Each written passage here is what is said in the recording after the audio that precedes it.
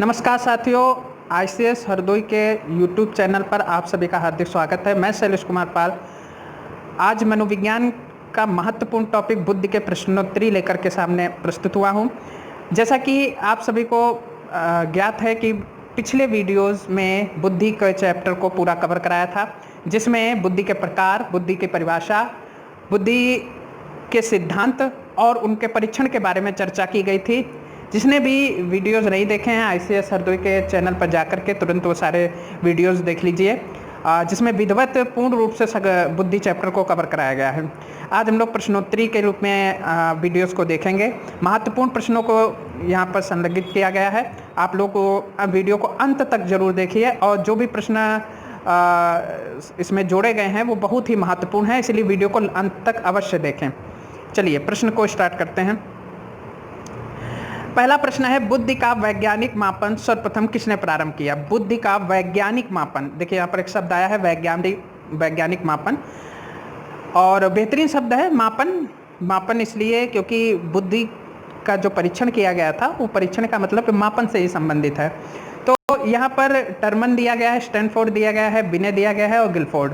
तो टर्मन को पता है आप लोगों ने, बुद्धि के जो आईक्यू का वितरण किया गया है टर्मन के द्वारा किया गया है। संशोधित आईक्यू का सूत्र भी टर्मन के द्वारा किया गया है। टर्मन के द्वारा स्टैनफोर्ड बिने बुद्धि परीक्षण जो सन 2011 में बिने की मापनी को संशोधित किया गया था उसको भी टर्मन के द्वारा ही दिया गया है 1905 में। बिल्कुल इसको तैयार करते रहना है आपको। 1905 में जो है बुद्धि का जो बुद्धि का जो स्टैनफोर्ड बिने परीक्षण है वो 1905 में जो था उसको संशोधित करके सन 2011 में टर्मन के द्वारा गया। स्टैनफोर्ड विश्वविद्यालय है कैलिफोर्निया का, जिसमें 14 शिक्षण कौशल बताए गए हैं। कितने? 14 शिक्षण कौशल बताए गए हैं। बिल्कुल मैं पूरा वीडियो में आपको बहुत सारी चीज़ें बताऊंगा क्वेश्चन के साथ साथ में। बिने को पता है बुद्धि को सबसे पहले परिभाषित भी बिने ने किया था। और गिलफोर्ड ने त्रिआयामी सिद्धांत दिया है। कौन सा दिया है? त्रिआयामी सिद्धांत। यस, त्रिआयामी सिद्धांत दिया है। और मैंने इसका तरीका भी बताया था कि गिलफोर्ड यानी कि गिलहरी की 3 लाइनें हो जो गिलहरी के ऊपर, तो उसको त्रिआयामी सिद्धांत यानी गिलफोर्ड के द्वारा दिया गया है। ठीक है, गिलफोर्ड ने 120 कारक भी बताए हैं। तो बुद्धि का वैज्ञानिक मापन सर्वप्रथम किसने किया है? तो सर्वप्रथम जब शब्द आ जाता है तो नाम आ जाता है बिने का। किसने किया है? बिने। ठीक है, बिने। चलिए नेक्स्ट क्वेश्चन देखते हैं। अगला प्रश्न है, बुद्धि के स्रोत हैं, आनुवांशिक है, अधिगम व परिमाण है, स्वभाव तथा वातावरण की अंतःक्रिया, उपयुक्त सभी। देखिए बुद्धि आनुवांशिक का मतलब होता है कि कुछ चीज़ें हम लोग आनुवांशिक के आधार पर भी सीखते हैं, लेकिन आप इसको खारिज भी कर सकते हैं। जैसा कि जॉन लॉक ने कहा है कि बालक एक कोरी स्लेट के समान होता है, जैसा उस पर लिखना चाहते हैं हम लिख सकते हैं। इस बात को सबसे पहले रूसो ने बताया था। तो कहने का मतलब है आनुवांशिक कहाँ हुआ, लेकिन वातावरणीय प्रभाव, भौगोलिक प्रभाव जो है वो उसका कुछ ना कुछ असर बुद्धि पर हमेशा रहता है। अधिगम का परिमाण ये भी बुद्धि का स्रोत है। स्वभाव और वातावरण की अंतःक्रिया देखिए आ गया है, इसका भी प्रभाव बुद्धि पर पड़ता है। जैसे कि कहा जाता है कि अगर आप सुबह उठ करके पढ़ते हैं तो बुद्धि जो है कहीं ना कहीं ज़्यादा बेनिफिट होती है, ज़्यादा चीज़ें हम लोग कवर कर पाते हैं और जिसका ज़्यादा चीज़ें हम लोग ग्रहण कर पाते हैं। तो इसीलिए इसका जवाब हो जाएगा उपयुक्त सभी। अंतर्वैयक्तिक बुद्धि से तात्पर्य है, अंतर्वैयक्तिक बुद्धि से तात्पर्य है स्वयं की क्षमता और कमजोरियों को पहचान करना, दूसरे को प्रेरित करने का कौशल, विभिन्न व्यक्तियों को समझने का कौशल और दूसरों के साथ बातचीत करने का कौशल। अंतर्वैयक्तिक बुद्धि का मतलब आप लोग समझ लीजिए एक से दूसरे के बीच में कन्वर्सेशन बुद्धि के रूप में। अंतर का मतलब हो गया आंतरिक रूप से। तो स्वयं की क्षमता और कमजोरियों की पहचान करना, दूसरों को अभिप्रेरित करने के लिए कौशल, अगर दूसरों को अभिप्रेरित कर रहे हैं, विभिन्न व्यक्तियों को समझने का कौशल। This is the correct answer, विभिन्न व्यक्तियों को समझने का कौशल। ये आपका सही है जवाब, सा वाला। चलिए अगला देखते हैं। गिलफोर्ड का बुद्धि संबंधी मॉडल में कुल कितने कोष्ठक खाने हैं? तो देखिए मैंने अभी आपको बताया था त्रिआयामी सिद्धांत गिलफोर्ड के द्वारा दिया गया, जिनमें इन्होंने 3 चीज़ों बताई हैं। पहली चीज़ है संक्रिया, ये सारी चीज़ें मैंने वीडियोज में आप पिछले वीडियोज देखिए, सब कुछ विधिवत चित्र के माध्यम से बताया है। संक्रिया, दूसरा होता है विषय वस्तु और तीसरा है आपका उत्पाद। तो संक्रिया में 5 चीज़ें होती हैं, संक्रिया में 5 चीज़ें होती हैं। 5 चीज़ों में कौन कौन चीज़ें होती हैं? पहला होता है संज्ञान, स्मृति, परंपरागत स्तर, गैर परंपरागत स्तर और मूल्यांकन। जो दूसरा हमने आपको बताया है, दूसरे में होता है विषय वस्तु, जिसमें होता है सांकेतिक, शाब्दिक, व्यवहारिक और चित्रात्मक। तो उसमें 4 चीज़ें हो गई। पहले में 5 चीज़ें, दूसरे में 4 चीज़ें, और तीसरा जो होता है, तीसरे पक्ष होता है उत्पाद। उत्पाद में 6 चीज़ें होती हैं: इकाई, वर्ग, संबंध, प्रणाली, प्रत्यावर्तन और निहितार्थ। तो इन सभी कारकों को जब हम मल्टीप्लाई कर देते हैं तो 5 × 4 × 6 यानी 5 चौको 20 छंगा 120। तो कितने कारक हो जाते हैं? 120 कारक हो जाते हैं। इसलिए ऑप्शन नंबर कौन सा हो जाएगा इसमें? दा वाला। अगला प्रश्न है, एक अध्यापक के लिए बुद्धि परीक्षण की क्या उपयोगिता है? विद्यार्थी किस कक्षा के योग्य हैं या निर्णय किया जा सकता है? प्रतिभाशाली, अतिश्रेष्ठ, श्रेष्ठ व अन्य परीक्षणों से बच सकते हैं। पुरस्कार के लिए छात्रों का चयन किया जा सकता है। अध्यापन व विषय परीक्षण में इसे आधार बनाया जा सकता है। बहुत बेहतरीन प्रश्न है। तो आप देखिए, एक अध्यापक के लिए बुद्धि परीक्षण का क्या महत्व है? तो विद्यार्थी किस कक्षा के योग्य है यह निर्णय किया जा सकता है। तो ये तो कोई बेहतरीन नहीं हुआ। प्रतिभाशाली, अतिश्रेष्ठ, श्रेष्ठ, अन्य परीक्षणों से बच सकते हैं, ये भी कुछ नहीं हुआ। पुरस्कार के लिए ही कार्य करना, ये तो नकारात्मक तथ्य की ओर बढ़ जाएगा। तो अध्यापन और विषय परीक्षण में इसे आधार बनाया जा सकता है। तो इसमें जवाब जो आपका हो जाएगा वो डी वाला हो जाएगा। इसमें जवाब आपका होगा वो डी वाला, या दा वाला होगा। अध्यापन व विषय परीक्षण में इसे आधार बनाया जा सकता है। अगला प्रश्न है, बहुबुद्धि सिद्धांत को वैध नहीं माना जा सकता क्योंकि? अब देखिए, इसमें एक शब्द आ गया बहुबुद्धि। देखिए, कवर करते इसलिए चल रहा है, कवर करना बहुत जरूरी है। बहुबुद्धि सिद्धांत किसने दिया? बहु मतलब बहुत सारी बुद्धियां किसने बनाई? गॉड ने। तो गॉड से ही ध्यान रखिए, गार्डनर, हार्वर्ड गार्डनर ने बहुबुद्धि सिद्धांत दिया है। और तो उस सिद्धांत में वैध नहीं माना जा सकता। क्या नहीं वैध? यह सभी 7 बुद्धियों को समान महत्व नहीं देता है। हाँ बिल्कुल, जैसे बहुबुद्धि सिद्धांत कितने बुद्धियों में विभाजित किया गया? 7 बुद्धियों में विभाजित किया गया है। ठीक है। अगला है, यह केवल अब्राहम मैस्लो के जीवन पर सुदृढ़ अनुभवात्मक अध्ययन पर आधारित है। अब देखिए, इसमें इन्होंने जो अब्राहम मैस्लो का नाम लिया है, तो मैस्लो ने अभिप्रेरणा में आवश्यकता का सिद्धांत दिया, जिसमें इन्होंने 5 प्रकार की आवश्यकता बताई है। कितने प्रकार की आवश्यकता बताई? 1953-54 में मैस्लो के द्वारा आवश्यकता का सिद्धांत, 53-54 में, ये समझते चलिए, ये सब आपके काम की चीज़ें हैं। 53-54 में जो है आवश्यकता का सिद्धांत, ये अभिप्रेरणा में था, आवश्यकता का सिद्धांत मैस्लो द्वारा दिया। 5 प्रकार की आवश्यकताएं बताई, कौन कौन सी थी वो भी बता देना है। पहली आवश्यकता थी, जैसे पहली आवश्यकता व्यक्ति की क्या होगी कि खाए पिए मस्त रहे, मतलब शारीरिक आवश्यकता। दूसरी उसकी सुरक्षा करे, सुरक्षा आवश्यकता। तीसरा फिर समाज से प्रेम संबंध स्नेह भाव बनाए, तो यानी कि स्नेह और संबद्धता की आवश्यकता। और चौथी आवश्यकता, जब इन सारी चीज़ों की आवश्यकताएं पूर्ति हो जाती है तो व्यक्ति जो है सम्मान की ओर बढ़ता है, तो सम्मान की आवश्यकता चौथी हो गया। 5वीं होती है, जब सारी चीज़ें मिल जाएंगी तो आत्मसिद्धि की आवश्यकता। तो यही 5 आवश्यकताएं बताई थी अब्राहम मैस्लो की। क्या ये केवल जीवन भर सुदृढ़ अनुभवात्मक अध्ययन पर आधारित है?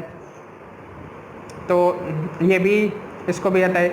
यह सर्वाधिक महत्वपूर्ण सामान्य बुद्धि जी के अनुकूल सुसंगत नहीं। जी का मतलब होता है इस पर जर्नल, सामान्य बुद्धि लिखा है, सामान्य बुद्धि यानी कि जर्नल से संबंधित है, वो भी नहीं। अगला देखिए, विभिन्न परीक्षणों के अभाव में भिन्न बुद्धियों का मापन संभव नहीं है। अब विभिन्न परीक्षणों के अभाव में विभिन्न बुद्धियों का मापन संभव नहीं है, ये गलत है। मापन सभी का लगभग संभव है।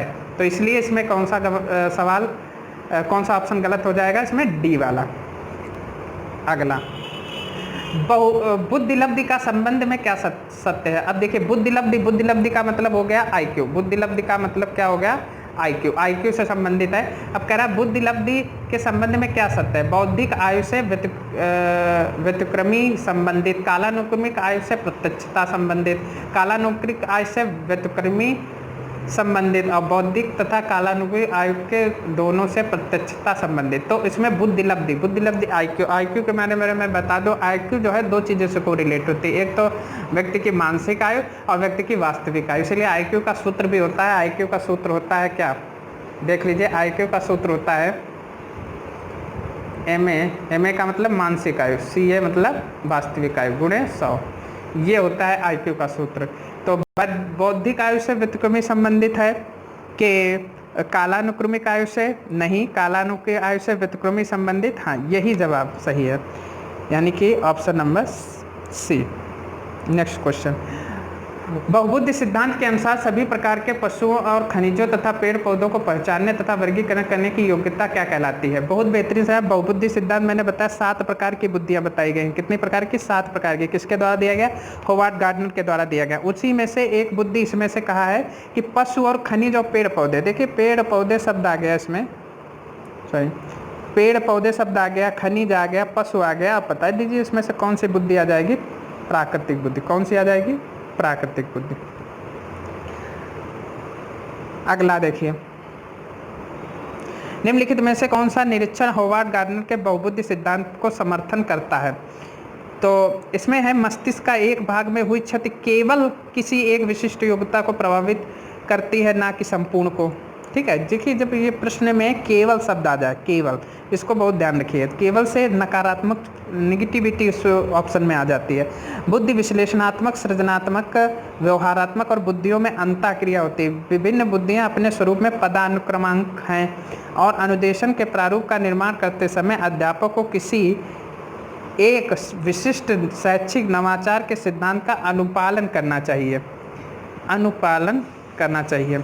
अब देखिए इसको बहुत ही बेहतरीन क्वेश्चन है। इसमें कह रहा है कि होवार्ड गार्डनर बहुविध सिद्धांत का समर्थन करता है। तो इसमें देखिए दूसरा ऑप्शन है बुद्धि विश्लेषणात्मक, सृजनात्मक और व्यवहारात्मक बुद्धियों की अंतःक्रिया है, बहुत सही है। अगला है विभिन्न बुद्धियों को अपने स्वरूप में पदानुक्रम है, ये भी सही है। अनुदेशन के प्रारूप में निर्माण करते समय अध्यापक को किसी में से एक नवाचार सिद्धांत का अनुपालन करना चाहिए, ये भी ठीक है। मस्तिष्क के एक भाग में क्षति केवल किसी एक विशिष्ट योग्यता को प्रभावित करती है, ना कि संपूर्ण को, ये बात होवार्ड के बहुबुद्धि सिद्धांत में बताई गई है। तो इसमें ऑप्शन नंबर कौन सा हो जाएगा? 1। अगला देखिए, निम्न में से कौन सा कथन बुद्धि के बारे में सत्य नहीं है? अब गलत वाला बताना है कि यह एक सामाजिक मानसिक क्षमता है, सामंजस्य अनुकूलन स्थापित करने में सहायक है, व्यवहार की गुणवत्ता से आंकी जाती है, स्थायी एवं परिवर्तनशीलता में विशेषता है। तो इसमें जवाब कौन सा हो जाएगा? बुद्धि के बारे में सही नहीं है, स्थायी। देखिए बुद्धि किसी की स्थायी नहीं होती है। बुद्धि क्या होती है? एक प्रकार से चंचली क्रिया है, चलती रहती है, कुछ ना कुछ आता रहता है, नई चीज़ें जुड़ती रहती हैं। तो परिवर्तनशील भी होता है, स्थायी एवं परिवर्तनशील की विशेषता है, ये सत्य नहीं है। अगला, अधिकांश व्यक्तियों की बुद्धि औसत होती है, बहुत से कम लोग प्रतिभा संपन्न होते हैं, बहुत ही कम मंद बुद्धि के। यह कथन प्रतिपादित सिद्धांतों के आधार पर आधारित है। तो इसमें जवाब आपका हो जाएगा बुद्धि के वितरण से। ये वितरण हमने बताया था, बुद्धि लब्धि का वितरण किया गया है, किसके द्वारा किया गया है? टर्मन और मेजर के द्वारा किया गया था। तो इसमें ऑप्शन नंबर कौन सा आ जाएगा? 52। अगला देखिए, संवेगात्मक बुद्धि का सूत्र किसने दिया है? देखिए एक पुस्तक भी लिखी गई है, एक पुस्तक लिखी गई है जिसको मैं बता दूं, उस पुस्तक का नाम क्या है?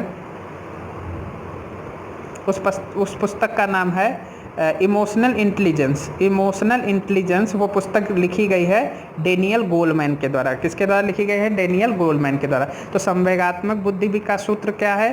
सूत्र डेनियल गोलमैन के द्वारा दिया गया। और सूत्र क्या है? सूत्र ये है, सूत्र ये है आपका EQ बराबर, EQ मतलब इमोशनल क्वोशिएंट।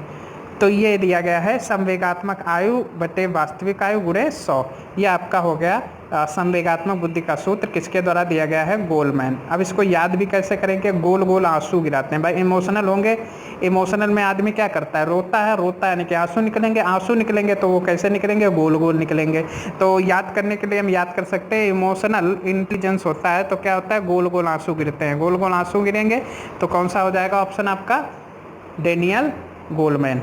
ठीक है, आगे बढ़ते हैं हम लोग। एक बालक को बगीचे में ले जाकर के हरियाली से परिचित कराया जाता है तथा उस बालक को विद्यालय में हरियाली पर निबंध लिखने के लिए कहा जाता है। यहाँ बुद्धि का कौन सा प्रकार कार्य करेगा? सामाजिक, यांत्रिक, अमूर्त? बहुत ही बेहतरीन क्वेश्चन है। देखिए हरियाली को यहाँ पर दिखाया गया है प्रत्यक्ष रूप से और उस पर वो निबंध लिख रहा है। मैंने बताया था कि लेखक हुआ कोई भी लेखक हुआ, कवि हुआ, ये सब अमूर्त चिंतन करते हैं। अब उस पर विचार करके अब बालक लिखेगा, तो विचार जब करता है तो वो कौन सा आ जाता है? अमूर्त। वो कौन सा आ जाता है? अमूर्त। यहाँ पर जो यांत्रिक दिया गया है इसका मतलब होता है मूर्त। यांत्रिक को ही हम लोग क्या कहते हैं? मूर्त। गामक गामक कह लें या मूर्त यांत्रिक कह लें या मूर्त कह लें, ठीक है। ये सभी असामाजिक बुद्धि, ये तीनों बुद्धि के प्रकार हैं जो किसके द्वारा दिए गए हैं? थार्नडाइक के द्वारा दिए गए हैं। किसके द्वारा दिए गए हैं? बहुत इंपॉर्टेंट क्वेश्चन है। थार्नडाइक के द्वारा जो है ये तीनों प्रकार दिए गए हैं, ठीक है। अगला क्वेश्चन देखिए, किसने कहा कि बुद्धि सीखने की योग्यता है? बहुत ही important question, very very important question है। किसने कहा कि बुद्धि सीखने की योग्यता है? इसको बिल्कुल याद कर लीजिए। बकिंघम ने कहा है। किसने कहा है? बकिंघम ने कहा है कि बुद्धि सीखने की योग्यता है। किसने कहा है? बुद्धि सीखने की योग्यता है, बिल्कुल। अगला क्वेश्चन देखिए, बुद्धि अमूर्त विचारों में के बारे में सोचने की योग्यता है। मोस्ट इंपॉर्टेंट क्वेश्चन इस समय चल रहे हैं। मोस्ट इंपॉर्टेंट इसलिए ये सभी क्वेश्चन बहुत ही इंपॉर्टेंट है, बार बार परीक्षाओं में पूछे जा चुके हैं। तो कह रहा है बुद्धि अमूर्त विचारों के बारे में सोचने की योग्यता है, तो इसमें आपका जवाब आ जाएगा टर्मन। किसके द्वारा बताया गया? टर्मन। जब भी अमूर्त शब्द आ जाए, क्या आ जाए? अमूर्त। इसको लॉक कर लीजिए, अमूर्त विचार, ये तो ये किसके द्वारा हो जाएगा? टर्मन के द्वारा। अगला देखिए, चलिए इस प्रश्न के बारे में उत्तर बताइए। बुद्धि को स्थूल, अमूर्त और सामाजिक तीन प्रकार में किसने बांटा? अभी मैंने आपको बताया था। किसने बांटा है? किसने बांटा है? थार्नडाइक ने। किसने बांटा? थार्नडाइक ने, ठीक है। टर्मन के बारे में बता चुका हूँ। स्टर्न ने क्या दिया? स्टर्न ने जो है आईक्यू का संप्रत्यय भी दिया है, मानसिक आयु के बारे में भी बताया है। तो स्टर्न इज वेरी इंपॉर्टेंट। 1912 में उन्होंने जो है आईक्यू के बारे में बताया था। तो स्टर्न आईक्यू का संप्रत्यय, तो बुद्धिलब्धि का संप्रत्यय के बारे में 1912 में। टर्मन के बारे में बहुत सारी चीज़ें मैं बता चुका हूँ आपको, गिलफोर्ड के बारे में बता चुका हूँ। चलिए आगे देखते हैं। यूनेस्को द्वारा हीन बुद्धि बालकों की बुद्धिलब्धि कितनी? देखिए वैसे हीन बुद्धि के बालकों की बुद्धिलब्धि जो है वो मंद बुद्धि बालक में ही आ जाता है, लेकिन यूनेस्को के द्वारा कितना माना गया है? वो 0 से। वैसे तो जैसे टर्मन के द्वारा तो बता दिया गया है कि टर्मन के द्वारा बताया गया है कि 25 से नीचे जो होती है वो आपकी जड़ बुद्धि होती है, लेकिन यूनेस्को के द्वारा 0 से 19 माना गया है, ठीक है, ध्यान रखिएगा। आगे नेक्स्ट, भारत में सर्वप्रथम बुद्धि परीक्षण, मैंने पिछले वीडियोस में पढ़ाया था बुद्धि का, जैसे ही चैप्टर बुद्धि परीक्षण पढ़ाए थे उसमें कहा था 1922 में राइस, 1922 में राइस 22, ध्यान रखिए। तो 1922 में राइस के द्वारा जो है प्रथम भारत में बुद्धि परीक्षण किया गया था, ठीक है। अगला प्रश्न देखिए, एक बालक की आयु 12 वर्ष है, बिना की बुद्धि परीक्षण करने में 15 वर्ष सामान्य बालक से समान अंक प्राप्त कर सकता है, तो उसकी सही बुद्धिलब्धि इनमें से विकल्प में दी गई होगी। देखिए ये प्रश्न आता है, बहुत इंपॉर्टेंट क्वेश्चन है, आईक्यू निकालना है। तो आईक्यू कैसे निकालेंगे? सिंपल सा फार्मूला होता है, आईक्यू बराबर, मैंने आपको बताया था, MA बटे CA गुणे 100, ठीक है। MA कितना है? MA आपका इसमें कितना है? MA का मतलब मेंटल एज, 15 वर्ष तक के बालक की तरह कार्य कर सकता है। 15 बटे बालक की एज कितनी है? 12 गुणे 100। अब इसको काटेंगे पीटेंगे, हमें मालूम है कि ये 3 से कट सकता है, 53, 15, 3 चक्कू 12, 4 से काट दिया, ये 25 हो गया। अब 25 पंचे कितना हो जाएगा? 125, 25 पंचे 125, तो इसका जवाब कौन सा आ जाएगा? 125, ठीक है। चलिए आगे बढ़ते हैं। बाल अभिबोधन परीक्षण किस मनोवैज्ञानिक ने निर्मित किया गया है? तो बेहतरीन क्वेश्चन है, अर्नेस्ट क्रिस के द्वारा, याद कर लीजिए, बाल अभिबोधन परीक्षण किसके द्वारा? अर्नेस्ट क्रिस के द्वारा, ठीक है। नेक्स्ट, मैरिज नहीं, ये मैरिज जो दिया है ये मैरिज नहीं है, ये मैरिल है। इसको यहाँ पर जो इसमें है PPT में, ये मैरिज नहीं होता, ये होता है मैरिल। M प्रारूप दिया है 1937 में मैरिल के द्वारा, M प्रारूप बहुत इम्पोर्टेंट है, 1937 में, ठीक। नेक्स्ट क्वेश्चन, बुद्धिलब्धि हेतु विनय साइमन द्वारा प्रथम बार निर्मित 1905 में विनय साइमन मापनी में कुल कितने प्रश्नों का निर्माण किया गया था? कितने प्रश्नों का निर्माण किया गया था? 30, और जिसमें 1/5 से क्या होती थी? गुणा करनी पड़ती थी मानसिक आयु की गणना करने के लिए। किसके द्वारा? मानसिक आयु की गणना करने के लिए। जब भी पूछा जाए इन्होंने किस चीज़ की गणना की थी, तो इन्होंने IQ की नहीं, इन्होंने मानसिक आयु की गणना की थी। ठीक है, तो और जो दूसरा इसको संशोधित बिने का जो स्केल, ये साइमन मापनी है, इसको संशोधित करके स्टैनफोर्ड बिने मापनी लाया गया। तो इसी 30 प्रश्न में से कितने प्रश्न पुनः सम्मिलित किए गए थे? 19। याद कर लीजिए, उसी 30 प्रश्न में से कितने प्रश्न सम्मिलित किए गए थे? 19। ठीक है, 19 प्रश्न लिए गए थे, बाकी उसमें से। अगला, इंद्रिय ज्ञान द्वारा बुद्धि की व्याख्या सर्वप्रथम 1889 में किसने की थी? अल्फ्रेड बिने, थियोडोर साइमन ने, विलियम वुंट ने, या स्पीयरमैन ने? बहुत ही बेहतरीन क्वेश्चन है। किसने की थी? तो यहाँ पर आपके देखिए 1879 में हमको मालूम है विलियम वुंट ने जर्मनी के लिपजिंग शहर में, याद कर लीजिए, जर्मनी के लिपजिंग शहर में,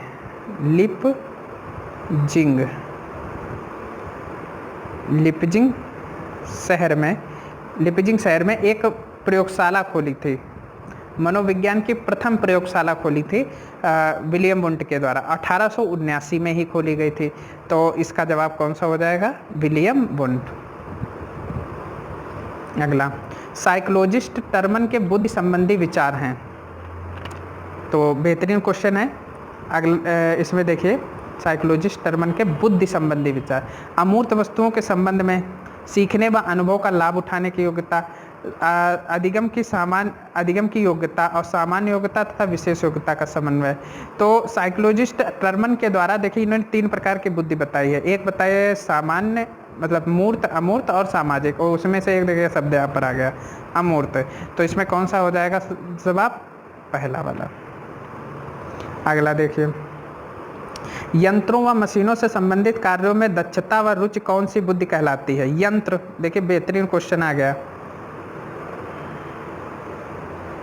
क्वेश्चन देखिए, जहाँ कहा कि यंत्र, याद कर लीजिए, बिल्कुल याद कर लीजिए इसको, यंत्रों और मशीन। जब यंत्र और मशीन आ जाए आपके सामने, तो यंत्र और मशीन से बालक क्या कार्य करता है? तो वो क्या करता है? मूर्त, प्रत्यक्ष। इसी प्रकार के बालक डॉक्टर बनते हैं, कलाकार बनते हैं, ठीक है, और इंजीनियर बनते हैं। ये सब मूर्त बुद्धि वाले होते हैं। ठीक है। सामाजिक बुद्धि में नेता बनते हैं, स्वयंसेवी बनते हैं। अमूर्त बुद्धि में लेखक, कवि, ये सब बनते हैं। चलिए, थॉर्नडाइक के द्वारा बताए गए हैं।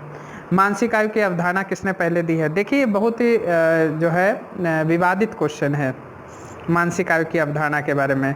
सन 1908 में बिने ने बताया था, सन 1908 में, ठीक है। और 1912 में स्टर्न ने बताया था, 1912 में स्टर्न ने, और बिने ने 1908 में, ठीक है। विवादित क्वेश्चन है, हमेशा विवादों की चर्चा में रहेगा ये प्रश्न, ठीक है। और सभी लोग कमेंट करके इसका जवाब बताइए। चलिए आगे देखते हैं। भावात्मक बुद्धि की परिभाषा का शब्द अभी मैंने बताया था, भावात्मक मतलब इमोशनल इंटेलिजेंस। इमोशनल इंटेलिजेंस अभी एक पुस्तक मैंने बताई थी, किसके द्वारा लिखी गई है? डेनियल गोलमैन के द्वारा। गोल, मोटे मोटे आंसू गिराना, ठीक है। इमोशनल भाई होंगे, रोएंगे तो आंसू गिरेंगे। आंसू कैसे होते हैं? गोलमैन के द्वारा दी गई। चलिए आगे बढ़ते हैं हम लोग। बहुबुद्धि सिद्धांत के प्रवर्तक, अब आपको पता होना चाहिए बहुबुद्धि, इतना मैंने रटा दिया है आपको। बहुबुद्धि सिद्धांत किसके द्वारा दिया गया है? गॉर्डनर के द्वारा। देखिए कुछ चीज़ें तो आपको याद करनी ही पड़ेंगी। वैसे रटने की विद्या जो है बहुत खराब बताई गई है मनोविज्ञान में, समझने पर ज़्यादा जोर दिया गया है। लेकिन आपको कुछ चीज़ें याद रखने के लिए, रटने का मतलब है कि आप उसको अपने दिमाग में बसा लीजिए, जिस प्रकार से भी बसा, समझा करके भी बसा पाए, समझा करके बसाइए, या कोई ट्रिक बना लीजिए। मैंने आपको ट्रिक बता दी है कि बहुत सारी बुद्धि गॉड ने बनाई है, तो गॉड से गॉर्डनर। चलिए आगे देखते हैं। अगला है, बुद्धि के बहुकारक सिद्धांत के प्रवर्तक थॉर्नडाइक ने विशिष्ट योग्यताओं की संख्या कितनी बताई है? तो बुद्धि के बहुकारक सिद्धांत के प्रवर्तक, अब देखिए बहुकारक सिद्धांत में तो 3 ही चीजें बताई है, मूर्त, अमूर्त और सामाजिक। लेकिन उसमें विशिष्ट योग्यताओं की संख्या कितनी बताई गई? वो है 6। कितनी है? 6। याद कर लीजिए, थॉर्नडाइक की विशिष्ट योग्यताओं की संख्या 6 है। बहुकारक में कितनी चीजें बताई गई थी? वो 3 बताई गई थी, मूर्त, अमूर्त, सामाजिक। लेकिन विशिष्ट योग्यताएं 6 हैं। आगे, चित्रांकन, चित्रपूर्ति और वैसलर वैल्यू परीक्षण किस बुद्धि परीक्षण के अंतर्गत आते हैं? देखिए चित्र, वैसलर, ये पिछले वीडियो मैंने पढ़ाया था। चित्र जब बनाया जाए तो वो शाब्दिक तो होगा नहीं, वो कैसा होगा, अशाब्दिक होगा। और समूह में नहीं लेते हैं, वैयक्तिक होता है। तो इसमें क्या होगा, इसमें आपका हो जाएगा वैयक्तिक अशाब्दिक बुद्धि परीक्षण, वैयक्तिक अशाब्दिक बुद्धि परीक्षण, बिल्कुल। और शाब्दिक सामूहिक बुद्धि परीक्षण, ये अल्फा बीटा वाले हो गए दोनों। और ये वाला आपका हो गया वैयक्तिक शाब्दिक बुद्धि परीक्षण, विनय मापनी वाला हो जाएगा, स्टैनफोर्ड विनय परीक्षण हो जाएगा। चलिए अगला देखते हैं। गिलफोर्ड ने कौन सा सिद्धांत दिया, गिलफोर्ड के द्वारा कौन सा सिद्धांत दिया गया है, हमें सभी को पता है, त्रिआयामी सिद्धांत दिया गया है, जैसा कि मैंने अभी पिछले ही वीडियोस में बताया था, त्रिआयामी सिद्धांत, ठीक है। अच्छा, इसमें और भी चीज़ें दी हैं। संक्रिया उत्पाद सिद्धांत दिया है, तो संक्रिया, हाँ संक्रिया के भी बारे में, वो त्रिआयामी सिद्धांत के ही अंतर्गत संक्रिया के भी बारे में बताया गया है। प्रज्ञा संरचना का मतलब हो गया इसमें उत्पाद और विषय वस्तु से संबंधित, तो इसका जवाब तो आपका डी वाला हो जाएगा, सभी के बारे में बताया है, तो इसमें जवाब आपका डी वाला, ठीक है। आज हम सभी लोगों ने 30 प्रश्न, महत्वपूर्ण प्रश्नों को पढ़ा है, और उम्मीद करते हैं आप सभी लोगों को इसमें महत्वपूर्ण प्रश्नों को आप लोग अपनी कॉपी में नोट करेंगे। बार बार इस वीडियो को देखिए और शेयर करिए, वीडियो को लाइक करिए, जिससे हम ताकि आपके लिए और ज़्यादा बढ़िया वीडियोस बना करके लाते रहें। जो आपकी परीक्षा में आगामी जो भी परीक्षा आपकी लगी हो, टेट, सीटेट, रीट की, सुपर टेट की, तो उसमें आपके महत्वपूर्ण प्रश्न जरूर, ये सभी प्रश्न लगभग पूछे गए हैं। तो आप सभी लोग निरंतर मेहनत करते रहिए, बने रहिए, और मैं शैलेश पाल लगातार आपके लिए वीडियो लाता रहूँगा। और मनोविज्ञान के आप सभी लोग पिछले जाकर के ICS हरदोई के नाम से चैनल है, उस पर जाकर के आप बुद्धि का चार वीडियो हैं, चारों वीडियो को देखिए और समझने की कोशिश करिए। बहुत बहुत धन्यवाद।